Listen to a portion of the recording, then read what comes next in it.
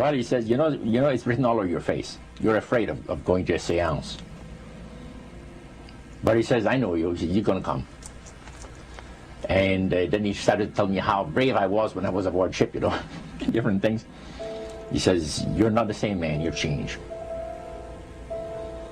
You're chicken. That's all I needed to hear. I said, when do we go to a seance? So one Saturday evening, we were in the place. It was the first time. Very beautiful place. The medium was a lady. She had a gorgeous new home in Montreal. And there were about 20 invited guests there, which I was one of them. And she communicated with the spirits for different people there. And they're telling them what the spirit said. One man said, I would like to talk to my friend that died 6 months ago. But I don't want him to appear. Just want to talk to him. Because he says, I don't trust you talking to my friend for me. So the medium says, let me inquire of the spirit. Yeah, the spirit will talk with you. And that big masculine voice was heard in the place. It says, hi, Frank. It's nice of you to ask for me to talk with you. And they had a little chat. And after it was over, Frank says, this is the greatest thing on earth, to be able to talk with the spirits of the dead. Then the medium said, we have a very special surprise tonight for you people. A spirit will manifest itself openly here in a few minutes. And it's like a big gust of wind hit the building. And right through the wall. Now the lights weren't terribly bright, but they were like living room lights. A couple of floor lamps and maybe some of these. And that translucent being seemed to come right out of the wall. How did you feel right at that moment? It's almost like my heart stopped a little bit. You know, very weird feeling. So it was a lady in a beautiful evening gown, swirling. And she said to Mary, my dear sister, you are so wonderful to have asked for me.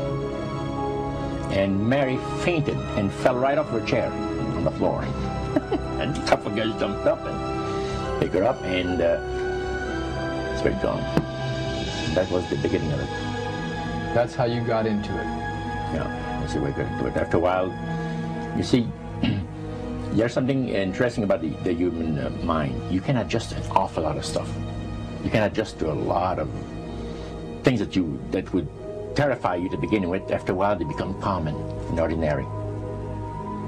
So you mean contact with the supernatural can become commonplace and ordinary and doesn't bother anybody?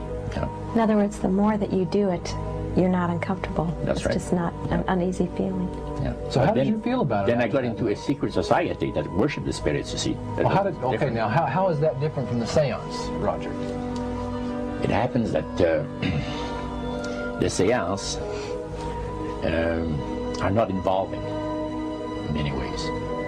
But when you get into a secret society of spirit worshippers, then, and especially when you're invited there by the direction of the higher-ups in the spirit world, you never get out of there alive. And this is exactly what my friend and I were up against. We didn't know anything about. And there was a very, very popular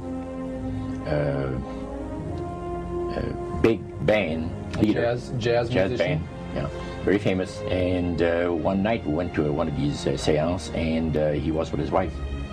So Roger, you're at this restaurant. What happened? We sat there, and we had our favorite alcoholic beverages, you know. And as we talked, the band leader says, I want power. I go right to the source of power. And he says, how do you think that I became famous the way that I am? Well, I said, you must have had some good luck. Well, he says, there's no such thing as good luck. He says, there's either some power working for you somewhere, or you don't get ahead in this world. Not in my type of occupation. So it went from there. We got talking about spirit worship. Did it intrigue you? Or did it make you want to find out more about what exactly he was talking about? Yeah. So he said the supposed spirits of the dead that you're talking with are demon spirits.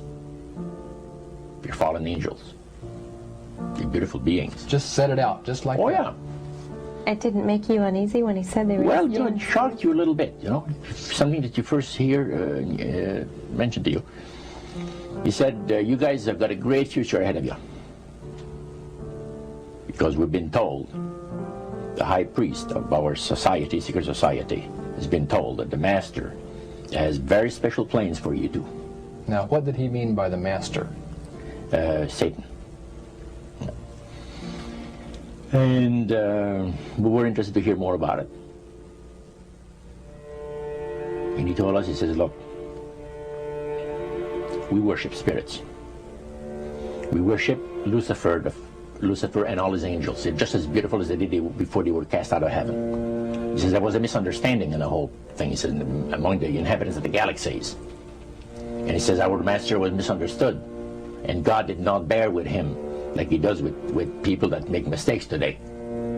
So we're in a warfare, good against evil. And we happen to be the evil ones, but we're not that bad. He says, I look at this business between the forces of good and evil. He says, you believe in one person believes in God, and everyone believes in Lucifer. It's like politics. So the great controversy is real. And you've heard someone talk about it that's on the other side. And to these people, they are sold to the fact that Christ will not return to this planet with power and great glory. He's going to abdicate all claims to the planet, because the high priest once said that Christ will abdicate all claims to the planet because he knows that it is lawfully and rightfully Satan's. And at that time, he says, so the priest says, well, now, he says, for those of you that are new, let me tell you that this is the most feasible way, he says, to please the spirits. It's to deride Christ and his people, you know, and his church and all that. So they sing out of Christian hymnals. They didn't sing Christian words to the hymns, however. Well, they changed a lot of them. Yeah. And not for the good. It's a form of blasphemy. Yeah. Such as you see today in the rock music world. You see the entertainers, they have these crosses. The ladies got earrings, crosses. The guys got crosses. This is a form of blasphemy, a form of deriding Christ. You see. Spirits cause the people to do that, to find pleasure in wearing this type of emblem, which is the cross is the emblem of the crucifixion of Christ to the Christians. Better to reign in hell than serve in heaven, is that it? Why not? I'm here on the ground with my nose in it since the whole thing began. I've nurtured every sensation man has been inspired to have. I cared about what he wanted, and I never judged him. Why? Because I never rejected him. In spite of all his imperfections, I'm a fan of man. I'm a humanist.